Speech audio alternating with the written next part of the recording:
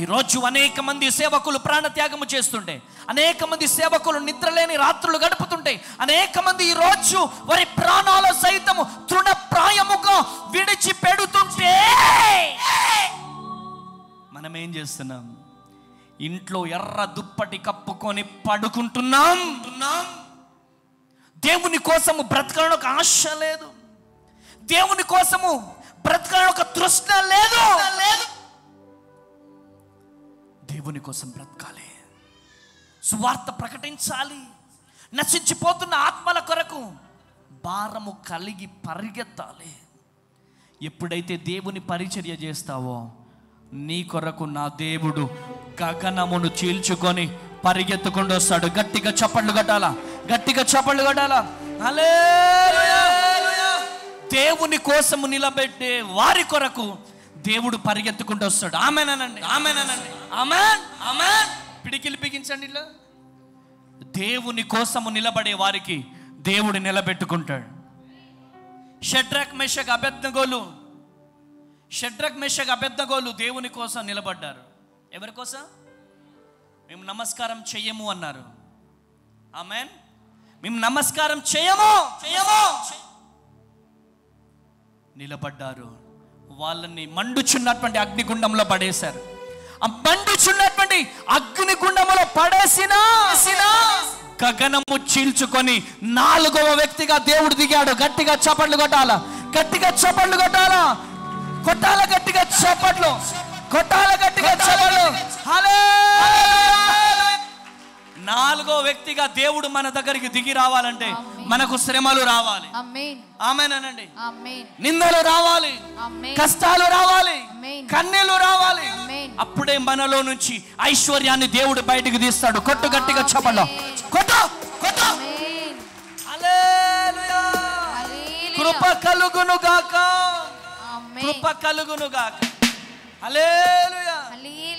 సింహపు బోనులు అడుగు పెట్టాలా. ఆమేనండి. అప్పుడే అభిషేకం మనలో నుంచి బయటకు వస్తుంది. ఆమేనండి. సింహాలు మన ముందు మోకరించాలా. ఆమేనండి, ఆమేన్. సింహాలు మోకరించాలంటే నువ్వు దేవుని కొరకు నిలబడాలా. దానియేలు ఎవరు? ఆర్డినరీ పర్సన్, ఆయన సింపుల్ పర్సన్. ఆయనను చూడగానే దానియేలును చూడగానే ఎందుకు సింహాలు గడగడలాడుతున్నాయి?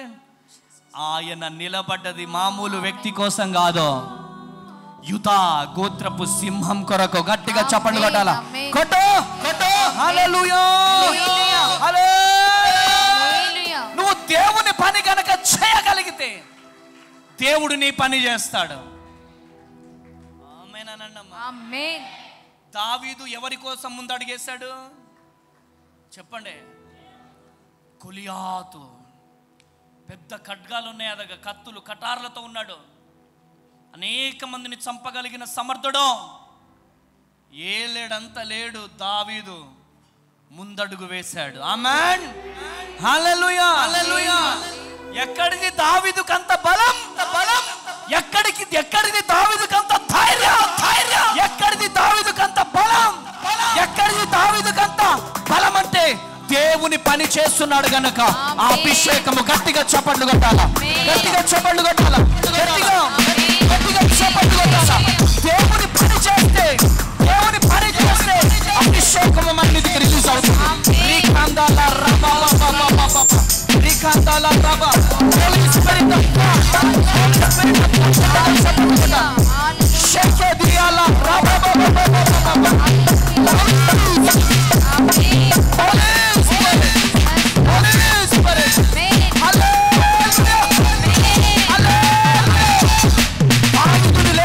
దేవుడు నిన్ను లేవనెత్తబోతున్నాడు, నీ కుటుంబాన్ని లేవనెత్తబోతున్నాడు, నీ కుటుంబాన్ని లేవనెత్తబోతున్నాడు, పిల్లలను లేవనెత్తబోతున్నాడు. చప్పట్లు కొట్టాలరా, అభిషేకం పొందుకోవాలా. హల్లెలూయా. సప్ప క్రైస్తవులతో చచ్చిపోయిన క్రైస్తవులు దేవుని కొద్దు. ఇటు వినండి. 5 కేజీల చాప లేదా 10 కేజీల చేప చచ్చిపోయింది. ఎంత బలం ఉన్నా కానీ వరదకి వెళ్ళిపోతుంది. జీవం ఉన్న చేప, పవర్ ఉన్న చేప, 50 గ్రాముల చేప ఎంత వరదొచ్చినా ఎదురీదుతుంది. కొట్టు గట్టిగా చప్పట్ల చప్పట్ల. హల్లెలూయా హల్లెలూయా. ఆమేన్ ఆమేన్ amen.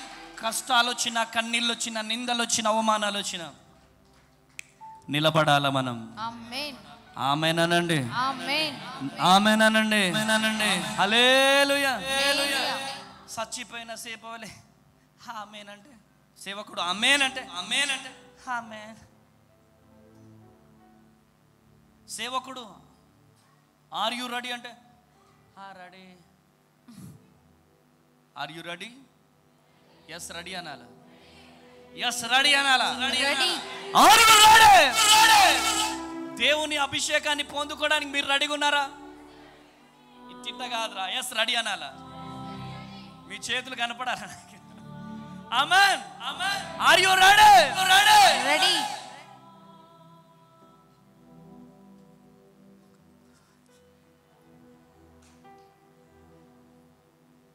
Are you ready? yes ready. Are you ready? ready. Are you ready? yes. అరే, దావీదుని లేవనెత్తిన దేవుడు, దానియేలుని లేవనెత్తిన దేవుడు, మోషేని లేవనెత్తిన దేవుడు నిన్ను నన్ను లేవనెత్తలేడా? చెప్పండి. హల్లెలూయా. నిన్ను నన్ను లేవనెత్తబోతున్నాడు. అరే, అప్పులు కాగానే, జ్వరము రాగానే ఇక్కడ ఇంత గడ్డ అయింది అనుకో, ఇక అయిపోయింది. ఇన్ని రోజులు చర్చికి వెళ్ళిన అయిపోయింది. మనుషులం ఆ గడ్డొచ్చినా, ఇంత పెద్ద గడ్డొచ్చినాం, కర్రగ తీసే దేవుడు మనకున్నాడు. కొట్టు.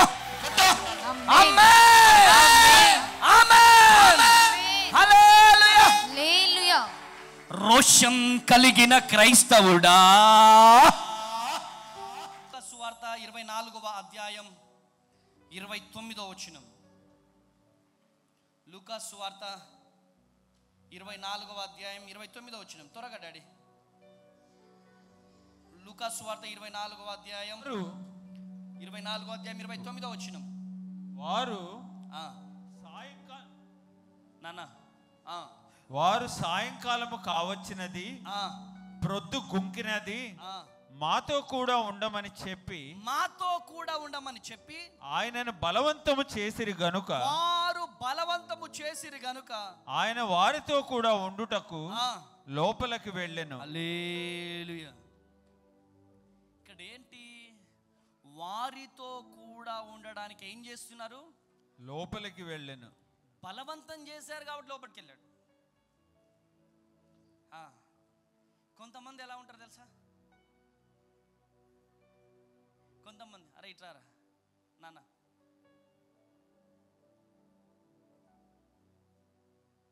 హల్లెలూయా, కృప కలుగును గాక, ఇట్రా. కొంతమంది ఎట్లుంటారు తెలుసా? వారి బలవంతం ఎట్లుంటుంది తెలుసా? ఇట్లాను, అటు జరుగు, ఇటు తిరుగు, కొంచెం ఇట్రా,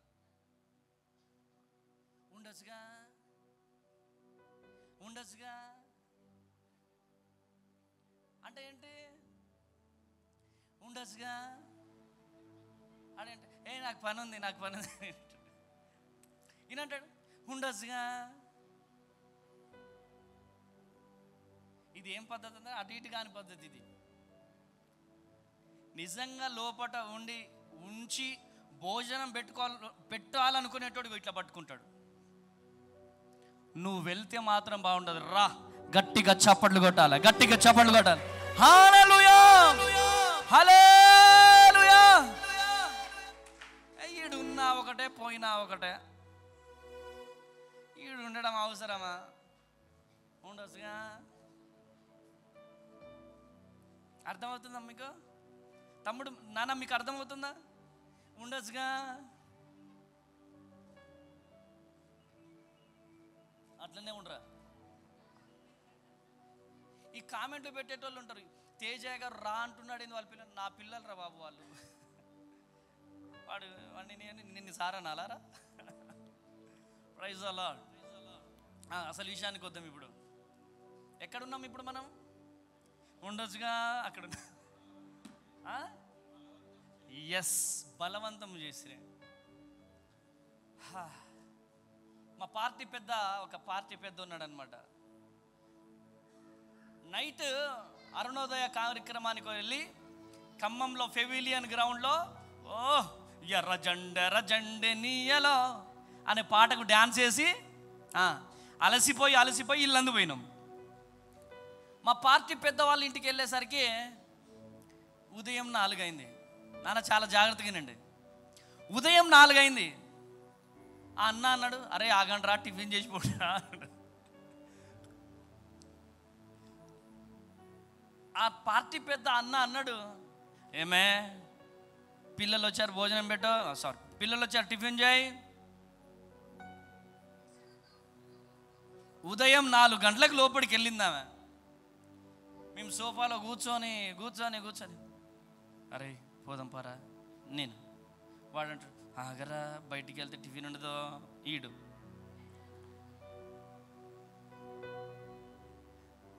నేను లేచిన, ఏదైనా నేనే మాట్లాడాలా. లేచిన, అన్నా పోతామన్నా అన్న అంటాడు, ఏమే పిల్లలు వెళ్తారంట, సాగు ఉండదు సప్పుడు ఉండదు. మళ్ళీ 7 అయిపోయింది, ఉదయం 7 అయింది. లేచి, అన్నా వెళ్తామన్నా, ఏమే పిల్లలు వెళ్తారంట.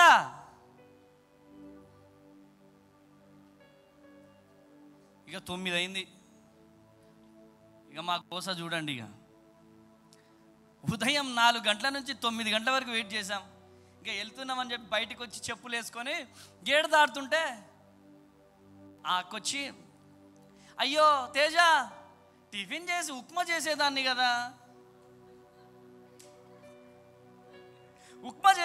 కదా, తీసుకొచ్చినాను మీకోసమే. అక్క లోపట అనుకున్నాం, ఇక నీకు ఒక దండం, నీ ఉప్మాకు ఒక దండం. హల్లెలూయా, కృప కలుగునుగాక. పెట్టే చేతులు అందరికీ రావండి, పెట్టే చేతులు అందరికీ రావు. అమ్మ తేజయ్య గారు ఎందుకు ఎక్కువ భోజనాలు పెడతా ఉంటాడు? ఈయన షోయింగ్ ఎక్కువ, పాస్టర్ అమ్మ తేజ గారికి షోయింగ్ ఎక్కువ. నీకేం తెలుసురా, ఈ పేగులకు తెలుసురా ఆకలి విలువ. ఎన్ని రాత్రులు ఆకలితో ఉన్నామో, ఎన్ని పగళ్ళు ఆకలితో ఉన్నామో మాకు మా జీవితానికి తెలుసు. ప్రైజ్ ది లార్డ్, హల్లెలూయా.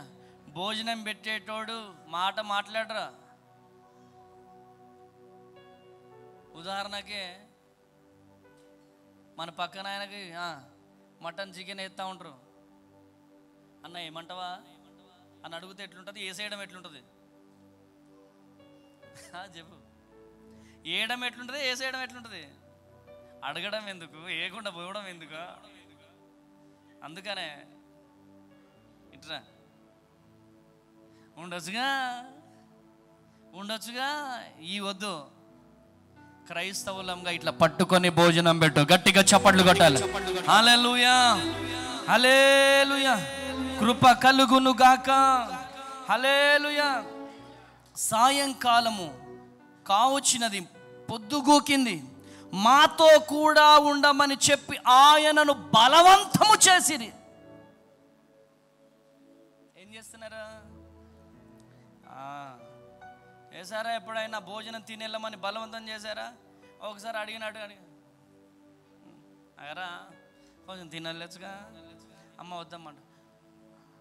అయ్యగారు మీరు భోజనం చేయకపోతే మీతో మాట్లాడాను. మీరు భోజనం చేయకుండా వెళ్తే తలుపు వేసేయాల. అది బలవంతం చేయడం. గట్టిగా చెప్పలు కొట్టు, గట్టిగా చెప్పలు. హల్లెలూయా, హల్లెలూయా, కృప కలుగును గాక. ఏలియా దేవుని పరిచర్య కోసం వెళ్ళాడు. ఆ ఎండిపోయిన వాగు దగ్గరికి పోతే, అరే బాబు నీకు ఇక్కడ కాదురా నాయన, ఒక చెల్లెమ్మని ఏర్పాటు చేసిన, ఒక తల్లిని ఏర్పాటు చేసిన, నువ్వు అక్కడికి వెళ్ళు, అక్కడికి వెళ్ళి భోజనం చేయి అని చెప్పి దేవుడు మాట్లాడాడు. ఏలియా పోయి, అమ్మా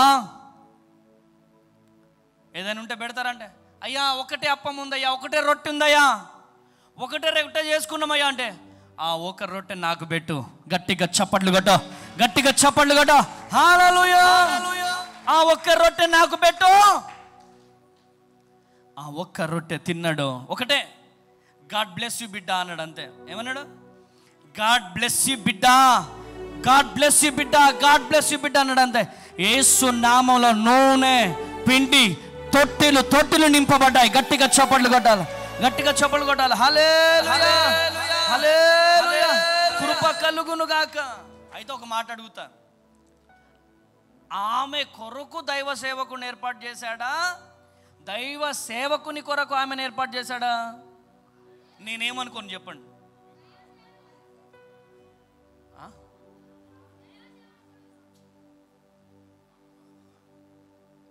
ఎందుకు మాటలు రావట్లేదు మీకు? నా క్వశ్చన్ మీకు అర్థమైందా, అర్థం కాలేదా? దైవ సేవకుని కొరకు ఆ తల్లిని దేవుడు ఏర్పాటు చేశాడా, లేదా ఆ సహోదరి కొరకు దేవుడు దైవ సేవకుడిని పంపించాడా? సరే, మీరు ఏమన్నా అవునన్నా కాదన్నా, దైవ సేవకుని కొరకు ఆ తల్లిని దేవుడు ఏర్పాటు చేసిన విషయం వాస్తవం. నెంబర్ 2, ఆ తల్లి కోసము దైవ సేవకుడిని ఏర్పాటు చేసిన విషయం వాస్తవం. గట్టిగా చప్పట్లు కొట్టాల, గట్టిగా చప్పట్లు కొట్టాల. హల్లెలూయా, హల్లెలూయా, హల్లెలూయా. సంఘము లేకుండా దైవ సేవకునికి ఆశీర్వాదము లేదు, 100%. సంఘము లేకుండా దైవ సేవకునికి ఆశీర్వాదము లేదు అనేది ఎంత నిజమో, సేవకుడు నీ ఇంట్లో తినకపోతే అంతే కూడా, తింటే అదే ఆశీర్వాదం. సేవకుడు నీ ఇంట్లో అడుగు పెడితేనే ఒక ఆశీర్వాదం, ఆశీర్వాదం. సేవకుడు నీ ఇంట్లో అడుగు పెడితే నాకు ఆశీర్వాదం, ఆశీర్వాదం. సేవకుడు నీ ఇంట్లో అడుగు పెడితేనే ఒక ఆశీర్వాదం. సేవకుడు ఏమంటే గృహ కూడికలు పెట్టడానికి పోతామంటే, అంటే అయ్యగారు వచ్చారు, అయ్యగారితో ప్రార్థన చెప్పి నువ్వు ఎటు వెళ్తావు? నేను ఊరు తిరిగేసి వచ్చేస్తా. ఈయన పోయి ఊరు తిరిగేసి రావాలి, మనం ఇంట్లో ప్రార్థన చేయాలా? హల్లెలూయా, హల్లెలూయా. అయ్యగారి చేతిలో ఒక 100 రూపాయలు పెట్టి, అయ్యగారు టిఫిన్ చేయిపోండి అంతేనా? శాలేం బ్రదరు టిఫిన్ చేసేసాలన్నా?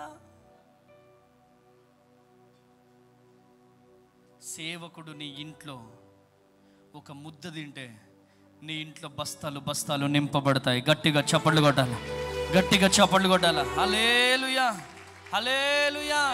కృప కలుగునుగా, కలుగునుగా. మీ గ్రామంలో నేను పదే పదే చెప్తున్నా, పాస్టర్ అమ్మ తేజ వస్తేనే కాదు, ఏ సేవకుడు మీ ఇంట్లో మీ ఊర్లో పరిచర్య చేయడానికి వచ్చినా ఇంట్లో భోజనము పెట్టి పంపించండి, పంపించండి. అమ్మ తేజ గారికి ఒక్కరికే పెట్టాలనేది కాదు, ఏ సేవకుడు వచ్చినా భోజనం పెట్టి పంపండి. నా దేవుడు శీఘ్రముగా మిమ్మల్ని దీవిస్తాడు, ఆశీర్వదిస్తాడు. ఆమేనండి. నా సీక్రెట్ అదే. నా క్యాంపస్లో అయ్యగారు వచ్చారంటే భోజనం చేయకుండా, కానుక తీసుకోకుండా వెళ్ళొద్దు. నేను అడుక్కు తినే పరిస్థితి ఉన్నా, బూడిదిగడ్డ బస్తీ నుంచి ఏం చిన్న ఒక సేవకుడు అనారోగ్యంతో బాధపడుతున్నాడు, మా దగ్గరికి వచ్చారు. శక్తికి మించి హెల్ప్ చేసినాం. ఎంతంటే చెవులో ఉన్నటువంటి బంగారం అంతా తీసి ఇచ్చేసినాం వాళ్ళకి. డబ్బులు లేవు, మరి మా దగ్గర డబ్బులు లేవు. చెవులో ఉన్నటువంటి బంగారం అంతా తీసి ఆ సేవకుడికి ఇచ్చేసినాం. స్టిల్ ఇప్పటికీ కూడా శాలేం బ్రదర్ అప్పుడప్పుడు అంటూ ఉంటాడు, బ్రదర్ మీ దగ్గరే లేవు కదా, ఎందుకు మీరు అంతగానం ఇస్తూ ఉంటారంటే, వాళ్ళకి ఇవ్వడంలోనే మనకు రావాల్సినది దాగి ఉన్నది. కొట్టు గట్టిగా చప్పట్లో హల్లెలూయా, హల్లెలూయా. కృప కలుగునుగా, కలుగునుగా. నీ సేవకుడు ఇంటికి వచ్చి ప్రార్థన చేస్తున్నాడంటే ఉట్టి చేతులతో నువ్వు పంపించద్దు. ఏ సేవకుడైనా కానీ నీ ఇంట్లో అడుగు పెట్టి ప్రార్థన చేస్తున్నాడంటే ఉట్టి చేతులతో పంపించద్దు. ఉట్టి చేతులతో కనుక నువ్వు పంపిస్తే దీవించబడలేవు, ఆశీర్వదించబడలేవు. ఉన్న దాంట్లోనే ఇవ్వు, తప్పక నా దేవుడు దీవిస్తాడు, ఆశీర్వదిస్తాడు. కృప కలుగును గాక. హల్లెలూయా. 1 సమూయేలు గ్రంథం 18వ అధ్యాయం 5వ వచనం చదువుడాడు. 1 సమూయేలు గ్రంథం చివరి మాట 2 నిమిషాలు. 1 సమూయేలు గ్రంథం 18వ అధ్యాయం 5వ వచనం చదువు తొందరగా డాడీ. దావీదు సౌలు తనను పంపిన చోటకెళ్ళను పోయి, దావీదు సౌలును పంపిన చోటకెళ్ళి, దావీదు సౌలు తనను పంపిన చోటకెళ్ళను పోయి సుబుద్ధి కలిగి పని చేసుకొని వచ్చెను గనుక సౌలు యోధుల మీద అతన్ని నియమించెను. జనులందరి దృష్టికి సౌలు సేవకుల దృష్టికి దావీదు అనుకూలుడై ఉండెను. గట్టిగా చప్పట్లు కొట్టాలి. హల్లెలూయా. దైవ సేవకుడు ఏం పని చెప్పినా నమ్మకంగా చేశాడు. ఆమేనండి. నమ్మకమైన వారికి దీవెనలు మెండుగా కలుగును. దైవ సేవకుడు చెప్పినటువంటి మాట, దేవుడు చెప్పినటువంటి మాటని నమ్మి నమ్మకముగా నిలబడ్డాడు. కాబట్టి దేవుడు ఆ బిడ్డని కూడా దీవించాడు. ఈరోజు నీ సేవకుడు నీకు చెప్పినటువంటి మాటని నువ్వు వింటున్నావా? దైవ సేవకుడు నీకు చెప్పినటువంటి బాధ్యతను నువ్వు నిర్వర్తిస్తున్నావా? దైవ సేవకుడు చెప్పినటువంటి పని ఇటు చెవుల నుంచి విని ఇటు వదిలేస్తున్నావా? అయితే దేవుడు నీకు తోడుగా ఉండడు. దేవుడు నీకు తోడుగా ఉండాలంటే 3 మాటలు ఈరోజు నాయి. నెంబర్ 1, ఆయన సువార్త చేస్తే దేవుడు నీకు తోడుగా ఉంటాడు. నెంబర్ 2, దేవుణ్ణి బలవంత పెట్టి ప్రార్థన చేస్తే ఆయన నీకు తోడుగా ఉంటాడు. నెంబర్ 3, సేవకుడి మాట వింటే దేవుడు నీకు తోడుగా ఉంటాడు. ఈరోజు నువ్వు చెల్లివి కావచ్చు, తమ్ముడివి కావచ్చు, ఎవరివైనా కావచ్చు, ప్రియ దేవుని జనాంగమా, దేవుడు నీతో మాట్లాడుతున్నాడు. దేవుడు నిన్ను దర్శిస్తున్నాడు. ఈరోజు సేవకుల మాట వింటున్నామా? దేవుని పరిచర్యలో వాడబడుతున్నామా? ఈరోజు నువ్వు ఎవరివైనా కావచ్చు, ఈరోజు దేవుడు నీతో మాట్లాడుతున్నాడు. దేవుని సేవకుని మాట గనక నువ్వు వింటే ఆకాశమందున్న నా దేవుడు తేరి చూసి దేవుడు నిన్ను దీవించబోతున్నాడు, ఆశీర్వదించబోతున్నాడు. సామెతల గ్రంథం 13వ అధ్యాయం 18వ వచనం. సామెతల గ్రంథం 13వ అధ్యాయం 18వ వచనం. సామెతల గ్రంథం 13వ అధ్యాయం 18వ వచనం చదువు డాడీ. శిక్షను ఉపేక్షించువానికి, మరలా చదువు డాడీ. శిక్షను ఉపేక్షించువానికి అవమాన దారిద్ర్యతలు ప్రాప్తించును. గద్దింపును లక్ష్య పెట్టువాడు ఘనత నొందును. ఆమేన్. దైవ సేవకుడు గద్దిస్తున్నాడంటే ఆ గద్దింపును గనక విన్నవాడు ఘనత నొందుతాడు. వర్తమానం ద్వారా గద్దింపు నీకు వస్తుందని నువ్వు గ్రహించగలగాలి. ప్రతి ఆదివారము వర్తమానం వింటున్నాం, ఇటు విని ఇటు వదిలేస్తే దీవించబడలేరు. ఈ స్థలము, ఈ బలిపీఠం అనేది చాలా అమూల్యమైనది. ఈ స్థలము నుంచి వాక్యము విడుదలయ్యేటప్పుడు దేవుని గద్దింపు నీకు గద్దిస్తున్నప్పుడు ఆ గద్దింపును నువ్వు స్వీకరించగలిగితే ఘనత నొందుతావు. ఎక్కడ వేసిన ఇసురాగా అక్కడే ఉంటే నీ జీవితంలో బాగుండదో. నువ్వు ఎవరివైనా కావచ్చు, ఈరోజు దేవుడు నీతో మాట్లాడుతున్నాడు, నిన్ను దర్శిస్తున్నాడు. గద్దింపుకు గనక నువ్వు లోపడితే, సేవకుని మాటకు గనక నువ్వు లోపడితే నువ్వు దీవించబడతావు, ఆశీర్వదించబడతావు.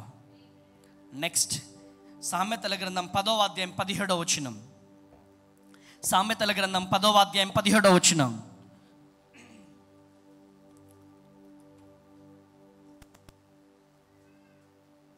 సామెతల గ్రంథం 10వ అధ్యాయం 17వ వచనం చదువుడాడు.